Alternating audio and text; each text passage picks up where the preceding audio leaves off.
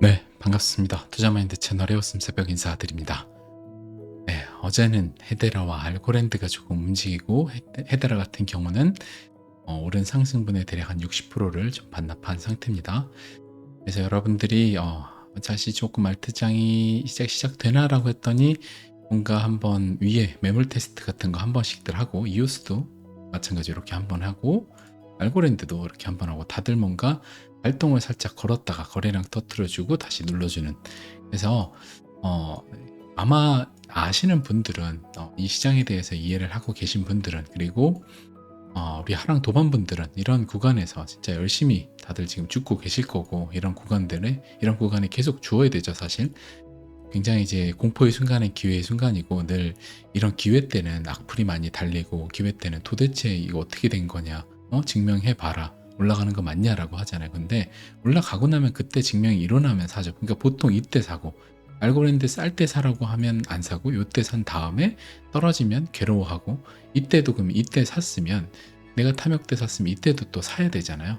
아니면 그냥 가만히 그냥 기다리면 되는데, 근데 이때 사가지고 탐욕에 사고, 그 다음에, 그러니까 이런 거죠. 우리가 워렌 버핏이 침팬지한테 얘기하잖아요. 자, 투자를 가르쳐 줄게. 쌀 때 사서 비쌀 때 판다. 그랬더니 침팬지가 쌀 때 사서 비쌀 때 판다, 이렇게 얘기를 해요. 그래서 워렌 버핏이 자, 배웠으니까 다시 해봐, 이랬더니 침팬지가 이렇게 배시시 웃으면서 하는 얘기죠. 쌀 때 팔고 비쌀 때 산다. 이렇게.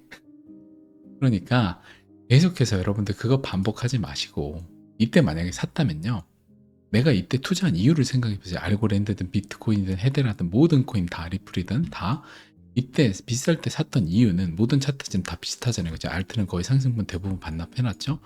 이때 산 이유를 생각하는 거죠. 내가 이 코인이 이때의 가치와 이때의 가치가 달라진 거 없잖아요. 시간이 지나면 코인 대부분의 회사들은, 투자 잘한 코인이라면 개발을 계속 잘하고 있으니까 시간이 지날수록 시간의 힘에 의해서 가치가 올라가죠. 근데 가격은 떨어져 있어요. 그죠? 가치와 가격이 늘 같이 움직이지 않는다는 거죠. 이때는 사람들이 과열이 있었으니까 가치가 생각보다 가치는 똑같은데 가격이 생각보다 비쌀 때 샀던 거고, 근데 지금은 사람들이 관심 없으니까 가치는 더 올라갔는데, 시간이 지났으니까 이때보다 타임라인이 뒤져 가치는 더 올라갔는데, 이때는 사람들이 지금 아무도 관심이 없으니까 가격이 낮아진 거죠. 그쵸? 그럼 내가 이때 샀던 내 이유를 생각해 보면, 공부를 안 하고 샀으면 그건 답이 없지만 공부를 하고 샀어요. 알고랜드 이러이러 좋구나, 헤드레 이러이러 좋구나, 알고랜드도 나중에 뭐 스테이블 코인 뭐 여러 개 다 좋구나, 리플도 좋구나, 뭐 비트도 좋구나, 이더리움도 좋다 했으면 여기서도 살 수 있어야죠. 여기서 샀던 이유가 여기서 사라지는 게 아니잖아요. 시간이 지나면 가치는 올라가니까. 그냥 잡코인이나 무슨 밈코인이 아니잖아요. 시간이 지나면 개발을 하고 있기 때문에 가치가 올라가고 있잖아요. 그러면 이때 샀던 이유를 생각해서 이때도 사야죠. 근데 살 돈이 없으면 그냥 이때 내가 탐욕을 부려서 난 제일 비쌀 때 쌀 때 안 사고 비쌀 때 샀으면 그거에 대한 그냥 대가를 치르고 그 시간에 고통만 감내를 하면 되는 거죠. 그러면 결국에 어떻게 된다? 이렇게 나중에 여기 위로 올라가겠죠. 알고랜드도 막 800원, 1000원 가는 날이 반드시 올 텐데, 그럼 100%는 없지만 매우 높은 확률로 저는 온다라고 보고, 투자가 100%가 있으면 그건 투자가 아니죠. 투자는 리스크 대비만큼 수익을 얻는 게 투자입니다. 그러니까 나는 리스크 얻고 싶지 않아. 그러면 은행 예금에 통장에 넣어놓으면 되죠. 그럼 돈이 사라지진 않잖아요. 대신 그냥 가치가 계속 녹고 있겠죠. 화폐를 계속 찍어내니까, 무한정 지금 한국 돈 찍어내고 뭐 세금 뿌리고 계속 난리잖아요. 그러니까 결국에는 한국 정부도 계속해서 돈을 해갖고 계속 돈을 찍어내. 미국도 찍어내는데 한국은 더 찍어낸, 안 되니까 환율 방어가 안 되는 거잖아요. 결국에 예금은 그냥 무조건 녹는 거고, 표면상 10,000원짜리가 그대로 있을 뿐이지 5,000원, 3,000원을 주러 가고 있는 거죠. 근데 코인은 리스크를 걸면 결국에 단기적으로는 리스크가 있어 보이지만 실제로는 제일 안전한 자산이라고 했잖아요, 제가. 그래서 위험해 보일 뿐한 태풍이라고 했잖아요. 그냥 겉으로 보이면 되게 위험한 태풍인데, 태풍이 눈 안에 들어가면 되게 고요하고 햇빛 쨍쨍한, 그게 암호자산이다. 이 원리만 깨닫고 나면 태풍이 눈에 들어가는 거다. 겉에선 사람들이 되게 위험해 보이지만, 근데 보통 사람들은 다 여기서 사고 여기서 괴로워하는 거예요. 여기랑 여기랑 가치는 똑같단 말이에요. 더 좋아지고 있죠. 그냥 이때보다 가격만 싸졌을 뿐이에요. 그러면 가치가 좋아지고 있는데 가격이 싸지면 사야 되는 거죠. 그죠? 스타벅스 아메리카노로 우리가 비유를 하잖아요. 스타벅스 갔는데 어느 날 리뉴얼 한다고 스타벅스 간판이 가려져서 아메리카노를 스타벅스 리뉴얼 죄송하다는 걸로 5,000원짜리 2,000원에 팔아요. 그러면 많은 사람들은 스타벅스가 간판 가려졌다고 지금 공사 중이라고 싸게 파네라고 하는데, 처음 온 사람들은 이거 스타벅스 아니야? 라고 의심하면서 안 사 먹겠죠. 그죠? 아는 사람들만 스타벅스 커피 맛은 변하지 않잖아요. 그냥 리뉴얼하고 있을 뿐이지. 그 기간은 사실상 우리가 이럴 때 볼 때 고평가냐 저평가냐 그 차이 정도인 거예요. 아는 사람들은 쌀 때 사 먹는다는 거예요. 쌀 때 사야죠. 좋은 건데. 그쵸?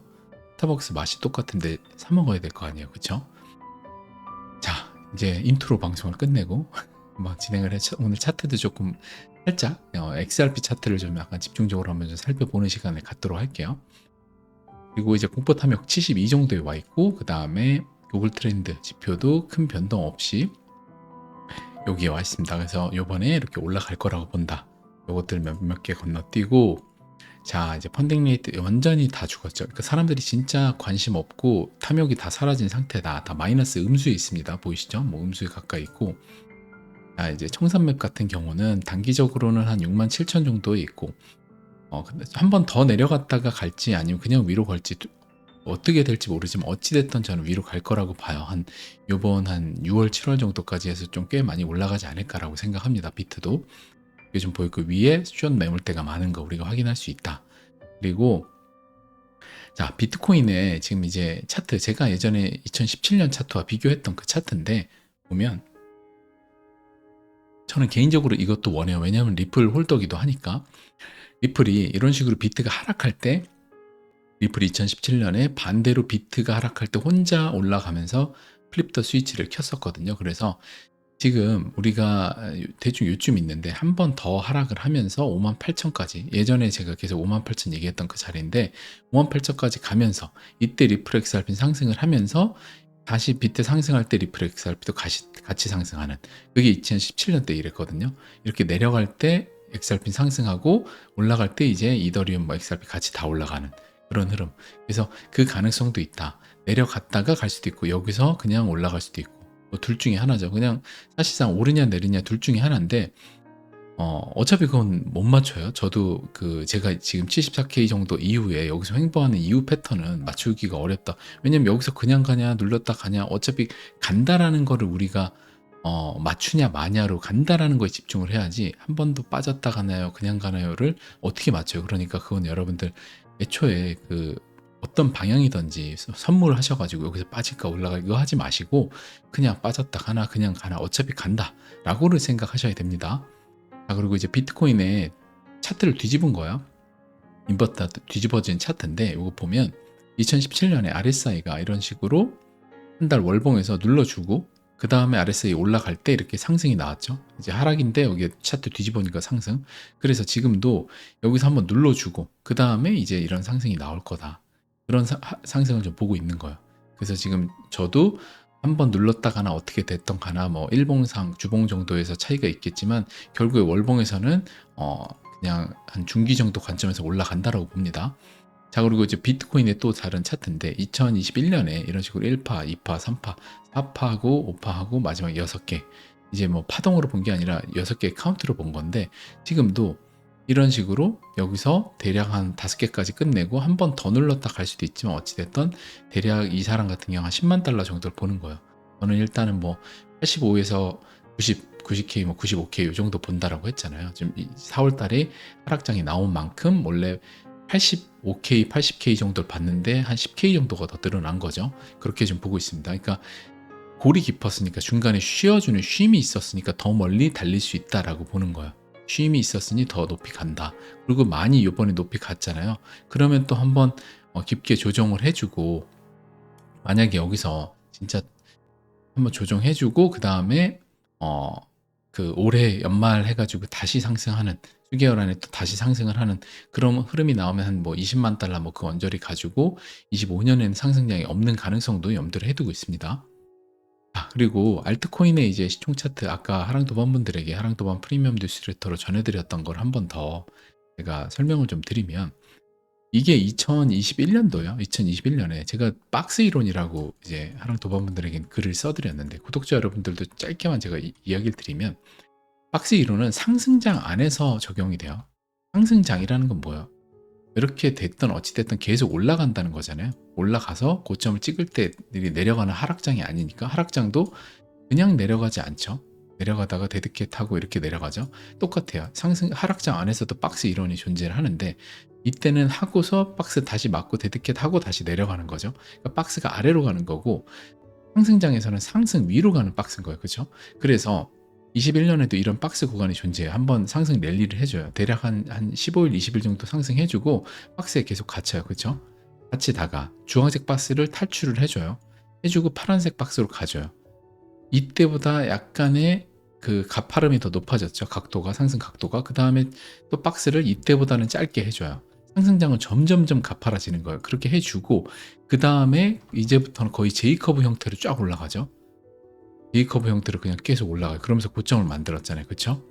이게 이제 박스인 거예요. 여기 박스, 그 다음 박스로 넘어간다. 이게 이제 박스 이론인데, 그런 박스 이론 때 상승장 안에서 여기를 한번 뚫고 올라갔죠. 그 다음에 찍고 이걸 한번 찍어요. 그러면 대충 이제 박스가 나오겠구나라고 대략을 우리가 그어 놓는 거예요. 그러면 이때 나왔던 이 하락, 지금 여기 구간 있죠. 이 하단 박스, 이 구간에 닿으면, 닿은 근처가 되면 무조건 주어야 된다라는 게 박스 이론인 거예요. 상승장에서. 그래서 제가 1월 달에도, 지금 이게 1월 달이에요.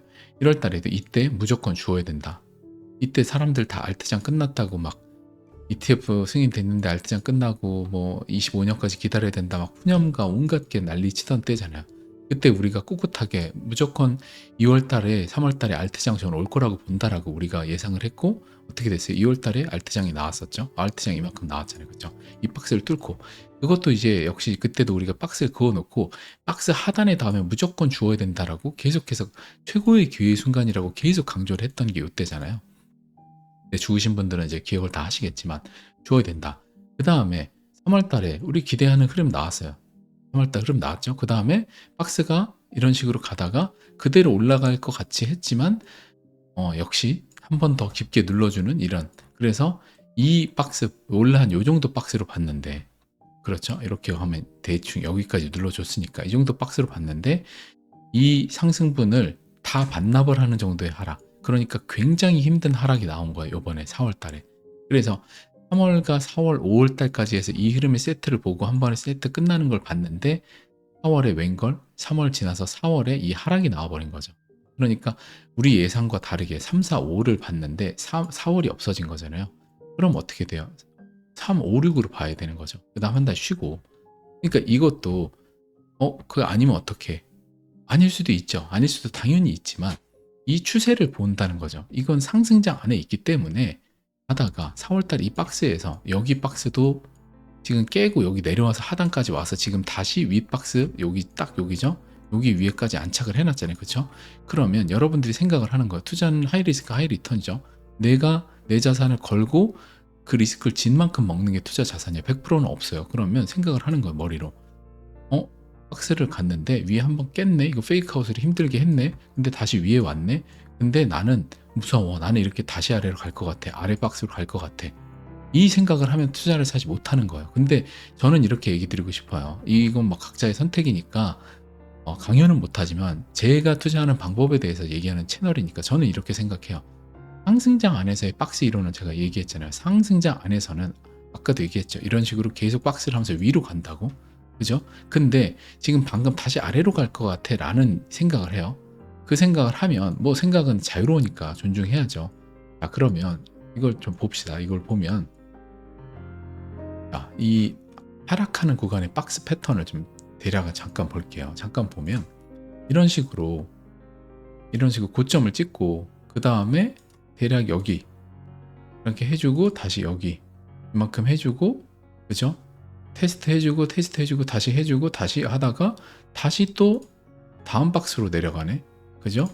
다음 박스로 또 내려가죠. 다음 박스 내려가고 그 다음 어떻게 돼요?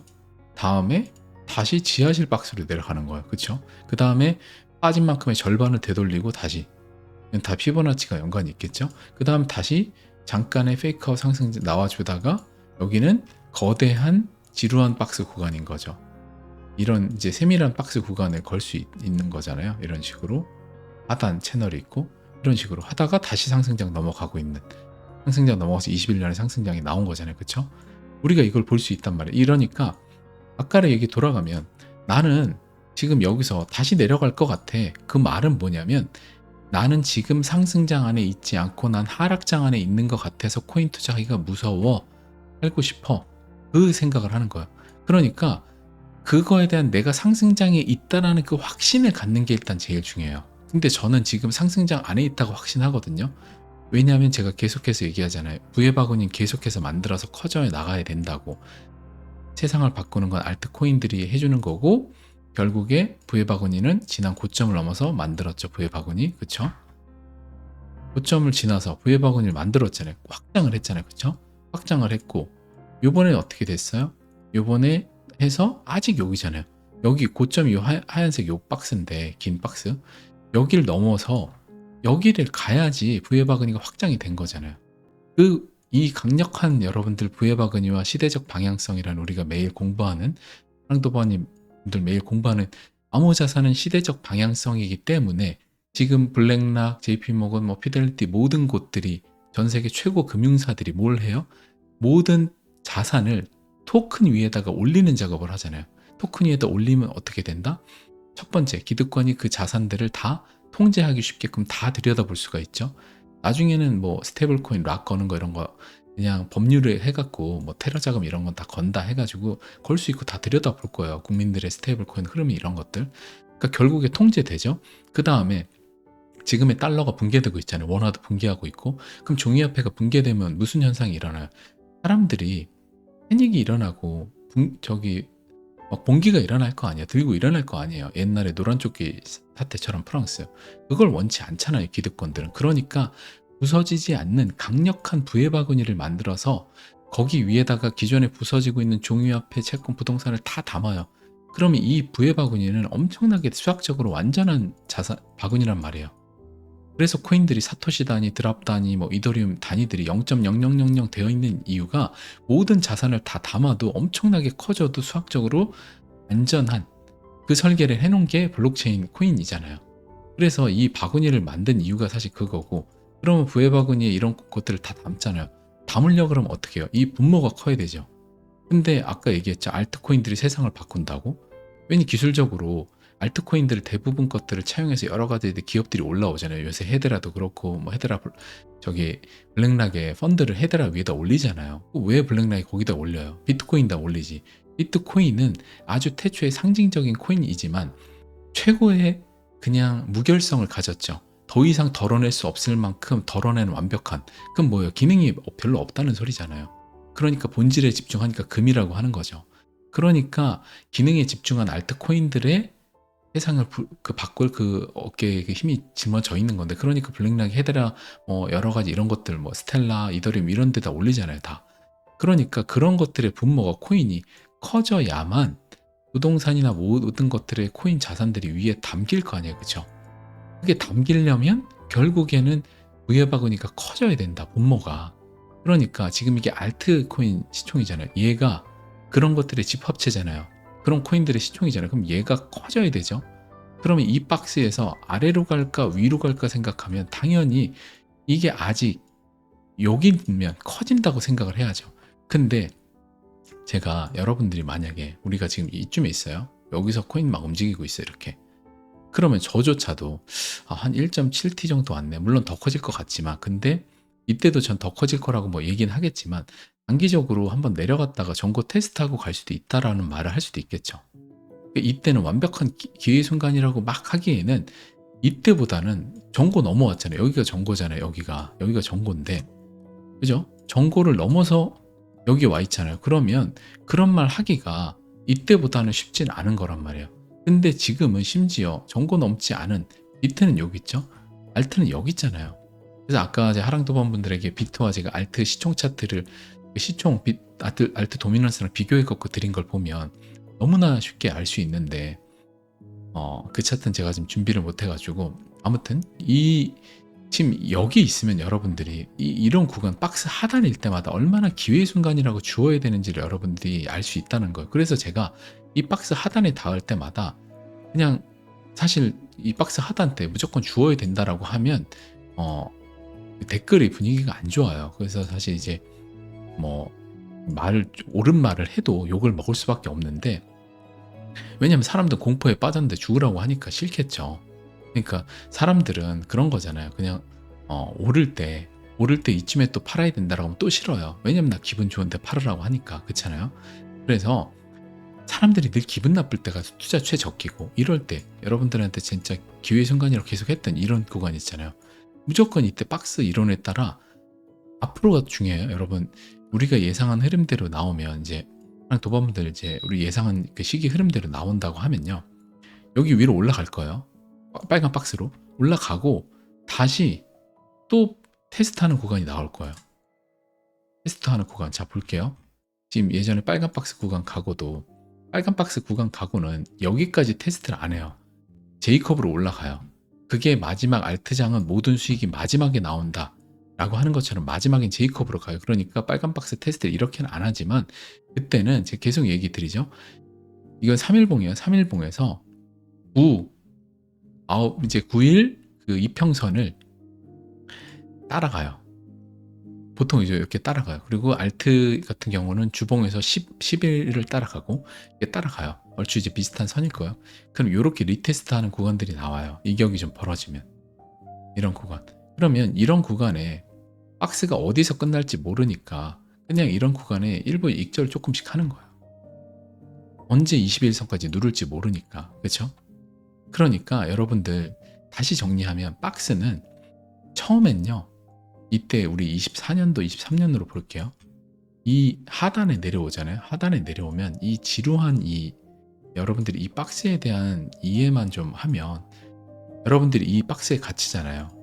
진짜 여러분들 괴로워하고, 하랑 도반분들은 막 계속 기분 좋게 신나서 이때 주었죠. 그러니까 지금 수익률이 너무 좋다고 하는 건데, 자 볼게요. 이렇게 내려와요. 박스 하고 또 내려오고, 그러면 이런 구간에 닿을 때마다 있죠. 이런, 그냥 무조건 계속 주어야 되는 거야. 근데 이때 샀는데 가다가 또 내려와. 이 기간이 짧지가 않아요. 이 기간이 거의 150일이에요. 150일이면 뭐 수개월인데 지루하죠. 짜증나죠. 샀다가 다시 원금으로 돌아오니까 수익 좀 났다가 계속 반복이에요. 근데 이때 샀던 건 시간이 지나잖아요. 지금 보잖아요. 무조건 너무 잘 산 투자인 거죠. 간절히 돌아가고 싶은 순간이죠. 이때 갔어요. 근데 이때 가잖아요. 아무도 못 사요. 왜냐면 이 지루하게 이 박스에 갇혀 있으니까. 이 긴 박스의 시간이 얼마나 되냐면 한 1년도 넘는 거예요. 거의 2년에 가까운 시기인 거고, 하락하는 것까지 하면 2년이 넘어요. 얼마나 지루해요. 근데 이때 주워놓으면 무조건 다음 사이클에는 완전히 꽁으로 먹는, 그냥 평단이 깡패라고 무조건 기분 좋은 거죠. 평단이 깡패라고 하면 그렇고, 평단이 힘이 좋다. 그래서 기분이 좋은 거죠. 평단이 낮으면 무조건 좋다. 그러니까 여러분들이 앞으로도 또 똑같이 J커브 나오면서 나올 거예요. 그러면 사실 이제 얘기 돌아오면, 박스 초반에는 살살살 올라가면서 리테스트도 하고 이렇게 가요. 지금 여기 나왔잖아요. 이때보다는 조금 더 가파른 거 나왔죠. 다음에 이제 J커브가 나온다고 저는 예상을 해요. 이런 J커브 나오면, J커브 나왔다 이렇게 가는 경우가 잘 없어요. 보통 나오고 이런 데서 이렇게 가다가 올라가는 거예요.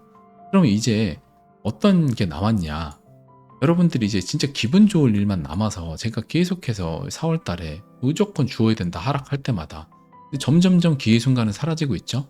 뭐 유튜브 조회수 안 나오잖아요. 사람들이 안 보는 거죠. 기회 순간에는 안 보고 탐욕의 순간에는 하고, 청개구리 투자하는 거죠. 침팬지 투자를 하는 건데, 싸면 안 사고 비싸면 산다 이거 하는 거잖아요.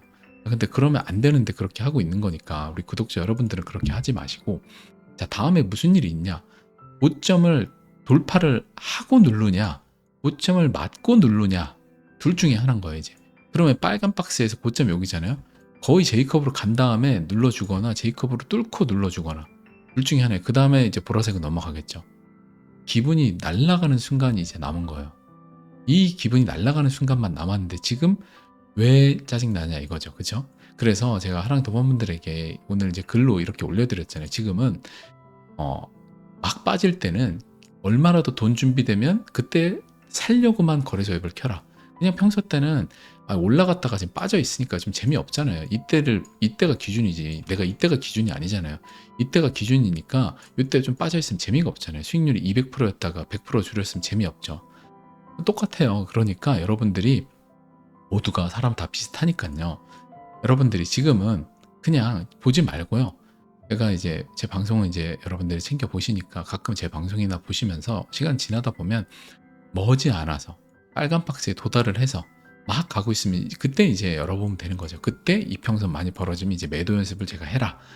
이격이 많이 벌어지면 일부 물량에서 한 10%, 20%씩 팔아보고 다시 눌러줄 때 조금 사고 뭐 이런 거 좀 해봐라. 이게 수량 늘리기를 하라는 게 아니라 매도의 감을 익히라고 하는 거예요. 그 연습을 좀 해보시라. 그 얘기를 제가 계속 드리잖아요. 그러니까 그렇게 여러분들이 좀 보시면 되고, 자, 이게 이제 M1 머니 서플라이 그 이제 통화 공급량 대비해서 암호화폐 시장의 토탈 마켓 캡을 한 거예요. 그 분모로 해서 총 통화 공급량을 분모고 암호화폐 시장이 이제 분모로 올라간 건, 분자로 올라간 건데 이런 식으로 가다가 추세선을 뚫고 리테스트 해준 딱 여긴 거예요. 그러니까 암호자산 시장이 아직 얼마나 상승장 초기인지를 알 수 있는 거죠. 지금 여기까지 이제 올라갈 거 아니에요. 요번 이 채널까지 갈지 다음 채널까지 갈지 모르겠지만 아무튼 대략의 이 중간 채널까지만 간다라고 해도 엄청난 상승이 되는 건데 지금 이 고점보다 이 고점이 대략 여기니까 고점보다 더 올라가는 거죠. 그러니까 일부러 팽창한 일만 남은 거예요. 아직도 여긴 거예요. 살짝 리테스트 해준 정도다. 후기라는 걸 볼 수 있죠. 자, 그리고 XRP 차트 잠깐 보면 이제 XRP 차트 보면 지금 이평선이 일단은 아주 예쁘게 되어 있어요. 장기 이평들 여기 다 모여 있죠. 그 다음에 20, 그 다음에 9 이런 식으로 몰려 있어요. 그래서 이제 언제든지 급등이 나와도 사실 이상하지 않은 자리라고 전 생각이 들어요. 그리고 주봉에서도 주봉에서도 봐서도 그렇고 월봉에서 우리가 보면 지금 이런 거대 삼각 수렴을 했고 지금 이런 한 2개월짜리 3개월짜리 거대 상승봉, 그러니까 2, 3개월의 연속 상승봉이 나와도 이상하지 않은 자리다. 그건 분명하다. 왜냐하면 리플사 계속하는 얘기지만 스테이블 코인 한다고 하죠. 스테이블 코인 한다라고 하는데 공교롭게도 스테이블 코인 한다고 발표하고 며칠 있다가 미국 의회에서 스테이블 코인 규제안을 내놓네요. 근데 그 규제안이 테러사를 겨냥을 했어요. 거의. 그죠? 해외나 뭐 이런 데서 뭐 스테이블 코인 업종에 뭐 하고 하면 불법이래. 그러면 테더살 겨냥을 한 거잖아요. 그쵸? 그러면 USDC 뒤에 누가 있나요? 뭐 블랙락부터 골드만삭스 이런 데 다 있죠. 그러니까 결국에 그런 전통의 기득권들이 투자한 서클이라든지 스테이블 리플사 이런 데들을 띄워주고 그 다음에 테더는 죽이는, 테더는 점유율이 늘어나지 않는 거죠. 은행들이 들어오면 스테이블 코인 시장이 엄청나게 커질 때 그 은행들은 어디 위에서 한다? 결국에 USDC라든지 리플사 이런 곳에서 하겠죠. 은행들이 이제 앞으로 뭘 하려고 할 거냐면 스테이블 코인 발행사들 있잖아요. 그런 데들을 자회사로 인수를 하거나 아니면 뭔가에 굉장히 밀접한 관계를 가질 거라고 봐요. 그럴 수밖에 없는 게 은행들은 굉장히 보수적인 조직인데 그런 것들 저기 안에 있어야만 사실상 믿고 쓸 수 있을 거냐. 근데 옛날에 미국 저 달러 담보로 1대1 하기로 했는데 그것도 잘 없어서 감사 문제도 있고 근데 이게 터지면 크립토 시장 너무 치명적이니까 덮고 갔던 테더가 있어요. 그 테더한테 은행들 같은 보수적인 데가 맡겨서 할까요? 저는 안 할 거라고 봐요. 그래서 앞으로 그 USDC라든지 리플사 스테이블 코인이 굉장히 유망할 거라고 보는데 결국에 그 스텔라 루멘도 그렇고 결국에 그런 관점에서 보면 굉장히 사업을 잘 하고 있기 때문에 이런 수축과 팽창 관점에 수축을 했기 때문에 언젠가는 팽창을 할 거다. 근데 진짜 할 만큼 많이 했잖아요. 그리고 소송도 결국에 결과가 나와야 되고. 그러니까 여러분들이 기다리실 수 있는 분들은 잘 결과를 기다리셔서 보상을 잘 얻으시면 좋겠고 시기 예측은 이제 진짜 쉽지는 않은 것 같습니다. 진짜 거의 바닥에 와 있다라는 거는 알 수는 있지만 시기 예측은 어렵다. 저도 이제 시기 예측은 그냥 마음을 비우고 보자라는 쪽으로 여러분들한테 이야기를 드리는 게 더 맞을 것 같다고 생각합니다. 왜냐면 이제 워낙 리또석 미친 터키 아이스크림이라는 별명을 가질 정도로 하고 있기 때문에 여러분들이 시기 예측을 조금이라도 하고 하면 너무나 부작용이 많은 것 같아요. 그래서 그거보다는 제가 그냥 지금 현재 우리가 리플 XRP가 어디 있는지에 좀 집중해서 얘기를 할게요. XRP와 이더리움 그냥 이건 팩트니까 이 시기 예측은 저희 예상일 뿐인 거고 이건 이제 팩트죠. 이더리움 이 바닥 아까도 박스라고 했죠. 거의 이 박스 구간에서 이탈해서 여기. 그래서 이게 더 내려갈 수도 있다. 물론 더 내려갈 수도 있어요. 더 내려갈 수도 있지만 일단은 신빙성 있게 이 하단 구간에서 거의 한 번 더 페이크아웃처럼 조금 더 내려온 정도다. 그럼 일단은 여기 구간 박스를 본다라고 하면 굉장히 아래에 있는 건 팩트잖아요. 이더리움 대비해서 진짜 저평가다. 그리고 더 객관적인 자료 중 하나인 RSI 자료 역시도 정말 더 내려가기 힘들 정도로 20까지 내려가 있죠. 완전 과매도 상태까지 가 있죠. 그러니까 역대 최하로 내려가 있는 건 또 팩트죠. 그러니까 이걸 보고 여러분들이 이제 판단을 하시는 거예요. 뭐 비트코인을 XRP로 바꾸던 이더리움을 XRP 바꾸던 그거는 여러분들의 판단이죠. 저는 그냥 들고 가시는 거를 이야기 드리지만 뭐 여러분들 판단입니다. 자, 그리고 주봉에서 리플과 이제 비트코인 차트에서도 이런 식으로 누르다가 한번 눌러주고 RSI에서 한 30 정도까지 해주고 급등이 나와줬어요. 지금 볼게요. RSI도 더 과매도. 이것도 팩트죠. 25까지. 그러니까 이것도 제 얘기가 아니라 그냥 팩트인 겁니다. 더 역대보다 더 많이 내려갔다. 그러니까 진짜 더 내려가기 쉽지 않을 정도로 많이 내려가 있다. 그리고 이때도 더블 바텀 해줬죠. 이때 한번 더블 바텀 해줬죠. 한 번 해줬죠. 지금도 여기를 볼게요. 한 번 해주고 더블 바텀. 지금도 더블 바텀 해준 상태인 거예요. 그래서 저는 진짜 언제 가도 이상하지 않은 자리라고 보고 있지만 시기 예측은 너무 어렵기 때문에 저는 지금 정도 와갖고 리플 XRP를 포기하는 거는 너무 억울하고 바보라고 생각을 해서 저는 포기하지 않습니다. 지금 이렇게 리플 XRP가 이만큼 소외를 됐는데 비트코인 대비해서 이렇게 하다가 마지막 한 번, 이렇게 하다가 마지막 한 번 해준 상태잖아요. 이렇기 때문에 저는 지금은 포기할 자리가 아니라고 보고 있습니다. 자, 그리고 이더리움의 차트를 오랜만에 한번 보면 이더리움이 대략 저는 그 피보나치 상으로는 0.7865 아래 있잖아요. 근데 이 차트 패턴 흐름으로 보면 대략 20주까지 눌러주는 근처까지 대략 여기라고 봐요. 여기 비슷하잖아요, 모양새가. 그래서 앞으로 랠리가 이런 게 나올 거다라고 봐요. 그래서 이더리움도 $10,000 부근 넘어서까지 가지 않을까 그렇게 보고 있습니다. 이번 사이클에 대략 한 10,000몇천 달러 가지 않을까 그렇게 좀 보고 있고 대략 여기라고 본다라는 거예요. 그럼 이런 랠리가 남았다는 거죠. 그죠? 대략 여기 RSI도 비슷하잖아요. 한번 해주고 눌러준 여기 RSI 해주고 한번 눌러준 여기 딱 비슷하죠. 여기 저는 이 랠리가 남았다고 보는 거예요. 이 랠리가 이렇게. 그래서 여러분들이 이더리움 투자하신 분들도 그렇게 관점을 갖고 보시고 하랑토반 분들 우리 포트폴리오 중에 있는 헤데라 포트폴리오가 요새 자꾸 움직이니까 월드 이코노믹 포럼 포트폴리오죠. 사람들이 이제 안 오른다고 욕을 하고 힘들고 알고랜드 뭐 욕을 원래 욕을 하면 떡상하는 거예요. 그래서 알고랜드 사라고 했는데 어떻게 된 거냐 욕을 계속해서 댓글이 올라오잖아요. 그러면 정확한 지표인 거예요. 그렇게 불 끄면 어떻게 되죠? 그 빈집에 가서 불을 끄면 뭐가 막 튀어나오잖아요. 그 튀어나올 때가 기회인 거예요. 여러분들이 그 기회를 아주 잘 잡으셔라. 그래서 헤드라도 똑같아요. 이 박스를 있었죠. 이 박스 이렇게 해주다가 박스 또 맞고 리테스트 해주다가 박스 뚫고 그 다음에 어떻게 됐어요? 박스 뚫고 이게 진짜 얘도 힘든 코인인 거예요. 이것도 진짜 힘든 코인인데 이게 박스잖아요. 그러면 박스를 뚫고 여기에서 리테스트 해야 되는데 완전 여기까지 깊게 박스 거의 절반까지 눌러주고 갔던 거예요. 그러니까 진짜 힘들게 하는 거죠. 그래서 약간 월드 이코노믹 포럼들 코인들 특징이 이렇다. 리플 포함해서 그 진짜 약간 좀 맞아야 되는 좀 이제 폭력은 나쁘지만 이런 아이들은 좀 훈육을 해야 되는 저기가 아닌가 이 헤드라 같은 코인 좀 이제 벌을 세워야 되는데 잘못을 했으니까 이런 패턴이다. 여기까지 눌러줬다. 진짜 정신병 걸리게 하는 패턴을 해준 건데 어찌됐든 여러분들이 다음에도 똑같아요. 여러분들이 매수를 하실 때 이렇게 간다. 이때 사신 분들 되게 많을 거예요. 당연히 이때 사면 안 되죠. 다음에도 똑같이 이렇게 갔다가 또 생각보다 한 요쯤 누르겠지 했는데 더 깊게 누르는 이런 패턴이 나올 수 있어요. 그러니까 이런 구간에서 매도를 걸어놓고 내가 다시 헤드를 살 거야 라고 하면 진짜 이 구간 정상적으로 사지는 구간 하나랑 그 다음에 설마 여기 하는 구간에 걸어놓는 거예요. 어떻게? 50%씩. 그럼 여기 게 사지잖아요. 이거 안 사질 가능성도 있죠. 안 사지면 여기서 사지면 50%는 바닥에서 산 거고요. 만약에 여기까지 빠져요. 그러면 대략 평단가 여기잖아요.